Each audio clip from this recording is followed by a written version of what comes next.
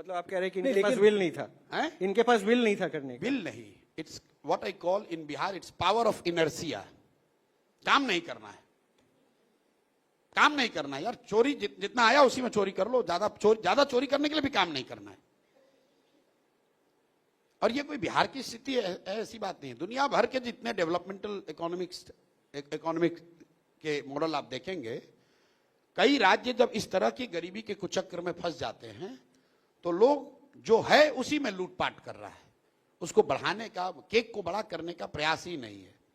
ऐसा नहीं कि महाराष्ट्र में, तमिलनाडु में, कर्नाटक में करप्शन नहीं है। शायद in terms of magnitude the corruption is more in Karnataka, Maharashtra, Tamil Nadu than Bihar, लेकिन as proportion of the total budget Bihar में करप्शन ज्यादा है। क्यों? क्योंकि तमिलनाडु में बजट है 7 लाख करोड़, बिहार में बजट है 3 लाख करोड़। अब यहां 3 लाख को इसको बढ़ाना नहीं है, इसको जो है इसी में से लूटना है। बट प्रशांत जी, इसीलिए मर रहे हैं हम लोग। प्रशांत जी, एक बात जो आपने कही ना कि सेंटर को हम यहां से व्यवस्था कर लेंगे, बट सर इसमें से भी अगर आप देखेंगे स्टेट ओन रेवेन्यू रिसोर्सेज जो है वो 60 से 70 हजार करोड़ मेरे है। भाई देखिए, मेजॉरिटी एक तो आप पहले एक बात समझ लो कि जो सेंटर से पैसा स्टेट को मिलता है वो कोई सेंटर एहसान नहीं कर रहा है, टैक्स कलेक्ट हो रहा है। उसमें फिनेंस कमीशन का एक रिकमेंडेशन है, फॉर्मूला होता है, उतना पैसा टैक्स में आपको राज्यों को भेजना ही भेजना है। अगर 42% पैसा फिनेंस कमीशन ने बनाया हुआ है कि ये पैसा राज्यों को जाएगा, तो सरकार चाहे मोदी जी की हो या आपकी हो, वो 42% पैसा बिहार का देना है, क्योंकि वो टैक्स का कलेक्शन बिहार में हो रहा है।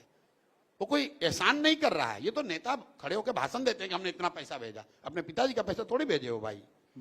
जो पैसा यहां से कलेक्ट होके जाता है, बिल्कुल सही बात, उसी में से तो आप सेंट्रल जो पूल बनता है, उस पूल से आप डेवोल्यूशन का फॉर्मूला है, और वो फॉर्मूला हम लोग नहीं बनाते। एग्री कर रहा हूं आपकी बात। एक मिनट रुकिए। फिनेंस कमीशन जो स्टैट्यूटरी बॉडी है, केंद्र सरकार बनाती है, वो हर 5 साल पर ये फॉर्मूला तय करते हैं और ये बताते हैं कि किस राज्य को कितना पैसा मिलेगा। एक मिनट रुकिए। जीएसटी आया, पहले बिहार को बैकवर्ड रीजन ग्रांट मिलता था, अब नहीं मिलता है।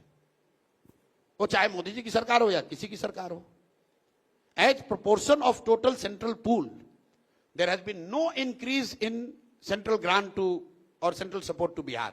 ये बेवकूफ नेता यहां आकर, बट सर वो आप इतनी ग्रोथ अरे सुनो तो मेरी बात भाई, सुनो मेरी बात। आप अगर आप सवाल टेक्निकल पूछ के समझना चाहते हो तो समझिए, नहीं तो दिन भर आप नेताओं से बात कर ही रहे होंगे, प्लीज, वो आपको समझा ही रहे होंगे यहाँ का जाति का समस्या।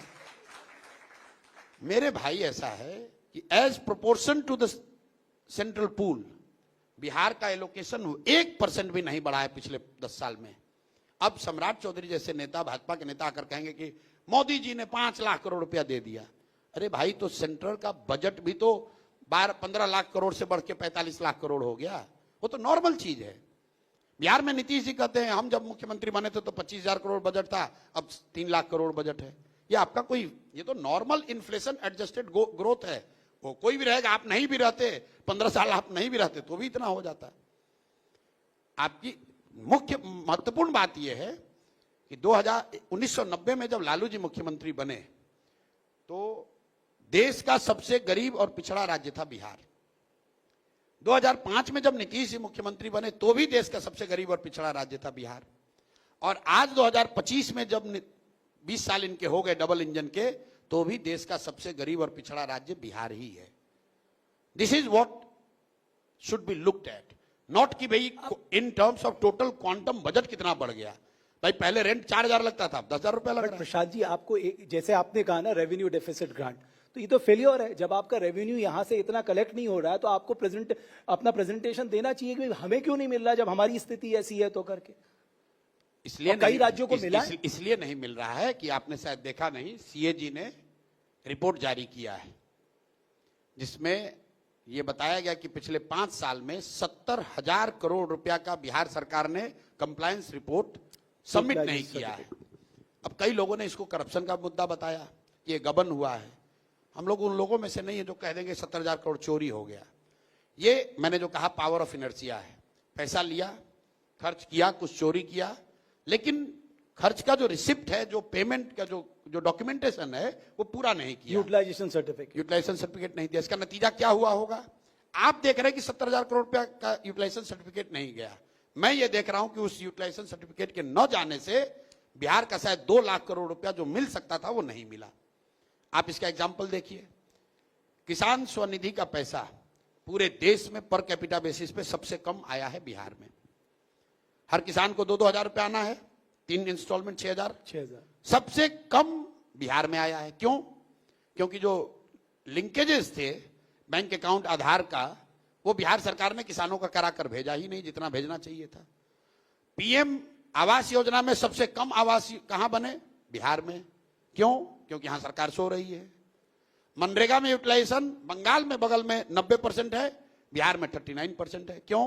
क्योंकि यहां के अधिकारियों को फुर्सत ही नहीं है चोरी करने से।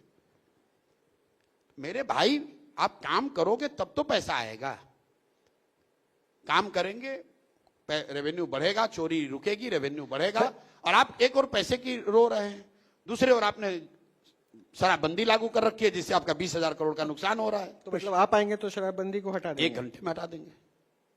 तो ये तो कह रहे हैं कि वुमेन कार्ड है जो महिलाओं से जुड़ा अच्छा, हुआ था तो नीतीश कुमार। मेरे भाई कौन कह रहे हैं? ये कौन? पहले नाम बताइए। बीजेपी के लोग। बीजेपी। अब बीजेपी वाले इतने समझदार लोग हैं तो देश में किसका राज है? बीजेपी का। तो इतनी बढ़िया स्कीम बिहार के महिलाओं को ही काहे दे रहे हैं ये लोग? पूरे देश की महिलाओं को क्यों वंचित कर रखा है इससे? भाई देश में उनकी सरकार है, बिहार पे काहे इतना एहसान कर रहे हो? यहां बगल में यूपी में भी लागू कर दो, पूरा देश में लागू कर दो। पूरे देश की महिलाओं का सशक्तिकरण होना चाहिए ना। कि या बीजेपी कह रही है कि बिहार के महिलाओं का सशक्तिकरण होना चाहिए और पूरे देश की महिलाओं का के खिलाफ अपराध बढ़ना चाहिए। अगर शराबबंदी से महिलाओं का सशक्तिकरण हो रहा है जैसा वो दावा कर रहे हैं, तो मेरे भाई, there is a phrase called evidence based policy making. Evidence आपके पास है, पूरे देश में लागू कर दो। यूपी में लागू कर दो, मोदी जी लागू कर दे, पूरे देश में लागू कर दे। कौन रोका है? अच्छा, एक सवाल ना, आपने पूछा? आप दे दिए जवाब। क्यों नहीं पूछा? अगर बिहार के महिलाओं को इतना फायदा हो रहा है तो भाई आप यूपी के महिलाओं को क्यों महरूम कर रहे हो इस सुविधा से? तुरंत वहां भी लागू कर दो। भाई बिहार में लगा है शराबबंदी, यूपी का रेवेन्यू बढ़ रहा है, बगल के वहां ठेके वो डबल ठेके दे रहे हैं। बिहार से लगते हुए एरिया में यूपी के ठेकों के नीलामी के रेट डबल हो गए। वो पैसा कमा रहे हैं। अब बिहार के लोग बेवकूफ बनकर अपना पैसा जाकर वहां दे रहे हैं और यहाँ के हम लोग को ज्ञान दे रहा है कि इससे महिला का सशक्तिकरण हो रहा है। तो इस टॉपिक पे सिर्फ मतलब महिलाओं को आप कन्विंस कर लेंगे इस बात पे? महिला कन्विंस नहीं है, ये आप कैसे जानते हैं? नहीं, हमें ज्यादा, आज यशवंत देशमुख भी थे हमारे प्रोग्राम में, उन्होंने ये बोला कि देखिए अगर आप सर्वे करा लेंगे तो ज्यादातर महिलाएं इसके खिलाफ ही होंगी। अच्छा, यशवंत देशमुख तो बहुत बड़े सेफोलॉजिस्ट हैं। मैं आपको आंकड़ा दे देता हूं, आप समझ लीजिए। नीतीश कुमार को सबसे बड़ी सफलता बिहार में कब मिली? 2010 में। 2010 में नीतीश कुमार के 115 विधायक थे, 25 एमपी थे। उस समय बिहार में सबसे ज्यादा ठेके थे शराब के। नीतीश कुमार को सबसे कम सीट कब आया? 2020 में। नीतीश कुमार ने शराबबंदी कब लागू की? 2016 में। तो आपके और यशवंत देशमुख के एनालिसिस से तो 16 में शराबबंदी लागू हुआ, तो नीतीश कुमार का ग्राफ और बढ़ जाना चाहिए था। तो 115 से घट के 42 कैसे हो गया? अगर सारी महिलाओं ने शराबबंदी के नाम पर नीतीश को वोट दे दिया तो उनका सीट 115 से घट के 42 कैसे हो गया? तथ्य कहीं है, परसेप्शन के आधार पर कुछ भी कहे जा रहे हैं। मेरे भाई 2005 में नीतीश कुमार को सीट जो आई, 2010 में 115 सीट, 2015 में 75 सीट। उस समय तो शराबबंदी नहीं लागू थी। शराबबंदी लागू हुई है 2016 में, और 16 के बाद नीतीश कुमार ने जो चुनाव लड़ा उसमें उनको 42 सीट आया है। तो आंकड़े कुछ और हैं, परसेप्शन कुछ और है। आप डफली बजाए जा रहे हैं कि महिलाएं इन्हीं को वोट दे रही हैं। बट केवल एक